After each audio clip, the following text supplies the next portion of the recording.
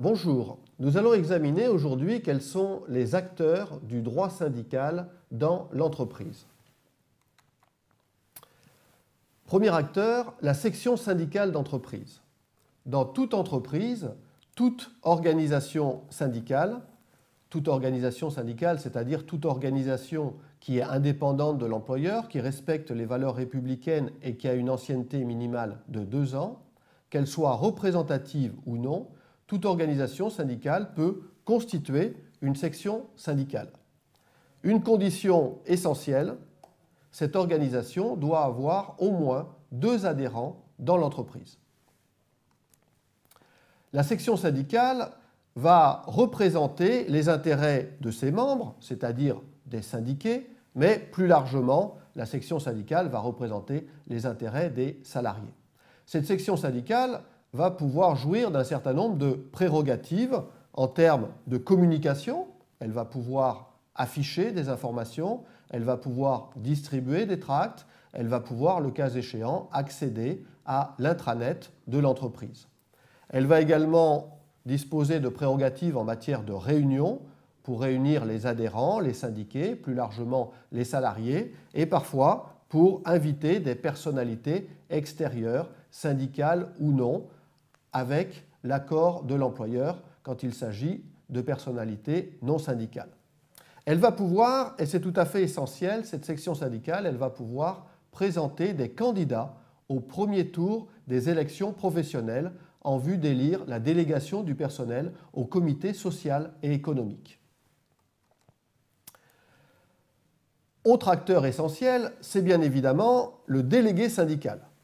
Le délégué syndical ne peut être désigné que par une organisation syndicale représentative, c'est-à-dire une organisation qui a constitué une section syndicale dans l'entreprise ou dans l'établissement, ou bien qui a constitué un syndicat dans l'entreprise ou dans l'établissement.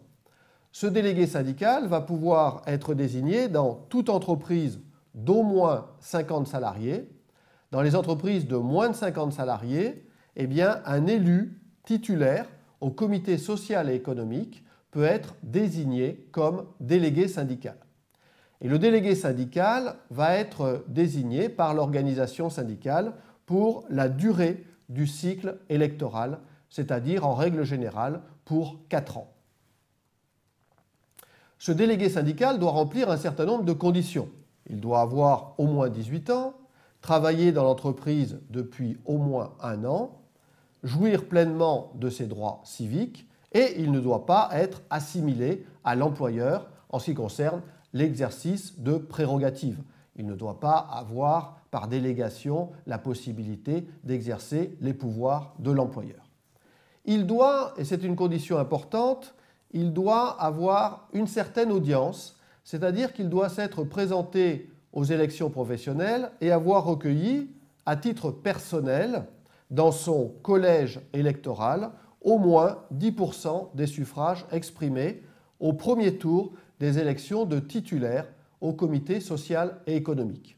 Il y a un certain nombre de dérogations qui sont prévues par rapport à cette règle, mais l'idée est que le délégué syndical, puisqu'il va négocier au nom de l'ensemble des salariés et non pas simplement au nom des syndiqués, eh bien, il doit avoir une certaine audience pour les salariés de l'entreprise, au minimum pour les salariés de son collège.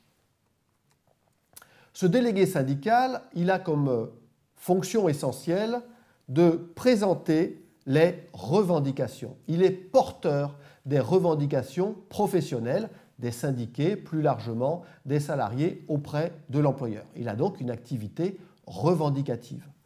Pour mettre en œuvre cette prérogative, eh bien, il va utiliser les moyens de la section syndicale en termes de communication, de réunion, et il va bénéficier d'heures de délégation, le nombre d'heures de délégation étant variable suivant l'effectif de l'entreprise ou de l'établissement.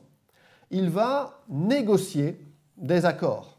Il va négocier des accords d'entreprise, éventuellement il va négocier des conventions collectives d'entreprise pour essayer de faire aboutir justement ces revendications professionnelles.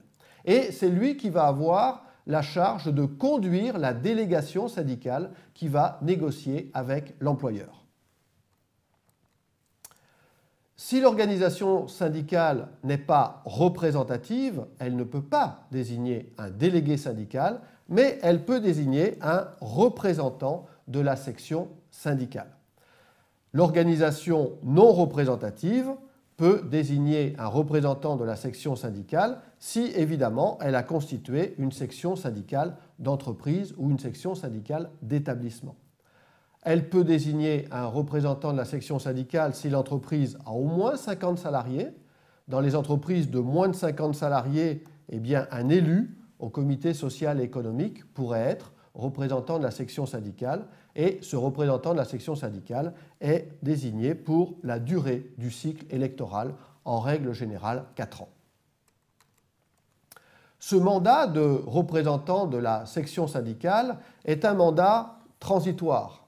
Il vise à aider une organisation non représentative à s'implanter dans une entreprise en vue de mener un certain nombre d'actions pour ensuite pouvoir être reconnue comme étant représentative aux prochaines élections au comité social et économique. Mais ce mandat est parfois devenu un mandat de secours quand l'organisation qui était représentative a perdu sa représentativité aux dernières élections professionnelles. Ce représentant de la section syndicale a des moyens limités. Il ne bénéficie que de 4 heures de délégation et puis surtout, il n'a pas de pouvoir de négociation. Les acteurs de la négociation collective, les acteurs du droit syndical, sont donc en premier lieu le délégué syndical avec la section syndicale d'entreprise. Et pour les organisations qui ne sont pas représentatives, qui ne sont pas encore représentatives ou qui ne sont plus représentatives, eh bien c'est le représentant de la section syndicale qui va jouer un certain rôle. Mais l'acteur essentiel, c'est bien évidemment en matière de droit syndical, depuis le protocole de Grenelle, le délégué syndical qui doit être l'émanation de la section syndicale.